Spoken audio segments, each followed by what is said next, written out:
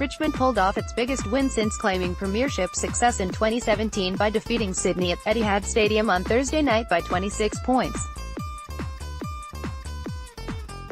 It was a seesawing contest that had something for everyone and was battled out in front of more than 43,000 people.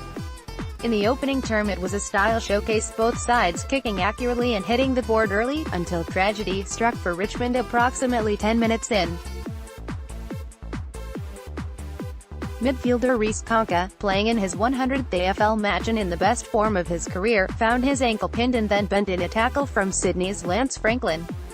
In a horrifying split-second, Conca's screams of pain were captured by the on-field microphones, and after a touching send-off from the entire Richmond squad along with Sydney's Gary Rohan, the momentum of the contest was left up in the air. Richmond had a choice as a team: run out the clock missing one midfielder on the bench and just make up the numbers for the rest of the night, or get the job done in the name of a teammate.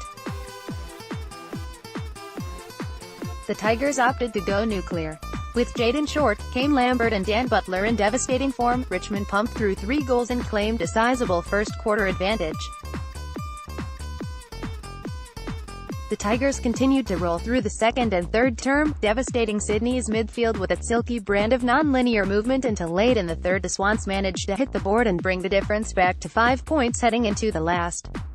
Despite a filthy third quarter jam-packed with rough hits, chops to the throat and elbows to the head, Richmond remained unshaken and exploded again in the last, kicking 3 goals to 1 in the team's 10th fourth-quarter win in the last 11 weeks. As a consequence of the win, Richmond remains on top of the ladder, leading West Coast in second, Sydney in third and Collingwood in fourth. For the Tigers, the positives seem endless coming out of this match. Richmond's level of fitness and ability to maintain intensive pressure both offensively and defensively until the final siren remains unparalleled.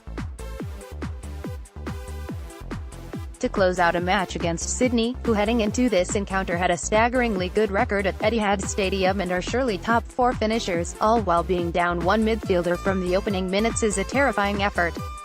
The key to the victory for the Tigers in this one was a dynamic group effort, with more than a half-dozen players emerging from the woodwork and playing borderline best on-ground games. While plenty of Tigers played an important role in the result, the clear standout was full forward Jack Riewoldt. Photo by Quinn Rooney, Getty Images. Riewoldt finished with 23 disposals and 3 goals, 2 behinds. However, his biggest achievement by far was his leading up the ground and domination in congestion, taking 16 marks along the way, the AFL record for 2018. Richmond's biggest loss from this match comes in the departure of Conca. Watching the injury unfold, it's hard to believe he'll be able to rebound and play again before the end of September. Richmond are also likely to say goodbye to halfback Nick Vlastuin for at least a couple of weeks after throwing an unnecessary elbow after a tackle and earning himself a report. For Sydney, the positives were Jake Lloyd and Josh Kennedy. Lloyd finished with 34 touches, 8 marks and 3 tackles and continues to find the footy at a rate few in the competition can match. Kennedy likewise was a wrecking ball in the middle, chalking up 36 touches and laying 9 tackles. While the ledger suggests that Franklin, finishing with 4 of Sydney's 11 goals, could be happy with his night, I think the Swans will be quietly anxious about the performance of their offensive head honcho. For 90% of the match, Richmond's offensive quad of Alex Rance, David Asprey, Dylan Grimes and Nathan Broad rotated hard to ensure Franklin was double and triple teamed. If it wasn't for a few choice free kicks and a dubious 50 meters penalty, Franklin would have little return to offer his side and the match would have been even more one-sided. The quality of Franklin's opposition was conversely matched with his inability to provide second and third attacks on the football. Possibly nursing an injury or two, Franklin rarely offered run and chase and was caught ball watching far too often. At the other end of the ground, Sydney will likely put plenty of examination into Dane Ramp's game.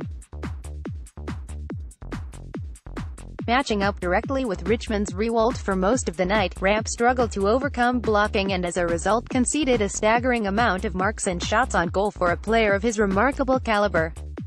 Beyond Ramp and Franklin, question marks also appeared above the heads of Isaac Heaney, Gary Rohan, Kieran Jack and James Rose. But everyone has an off night, so it's not worth freaking out just yet. Sydney managed to win the tackle count 84-69 and the contested possessions 152-143, two huge efforts and indicators of attempts. The game was won and lost in other departments, however.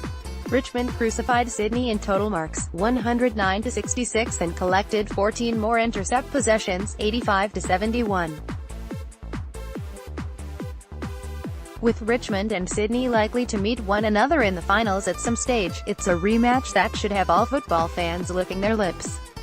The venom between the two sides is well recorded, with two premium midfields loving nothing more than slamming the other over the line and into the ground, while in the goal square the matchup between arguably the competition's best full-back and best full-forward produces sparks without fail, every single time.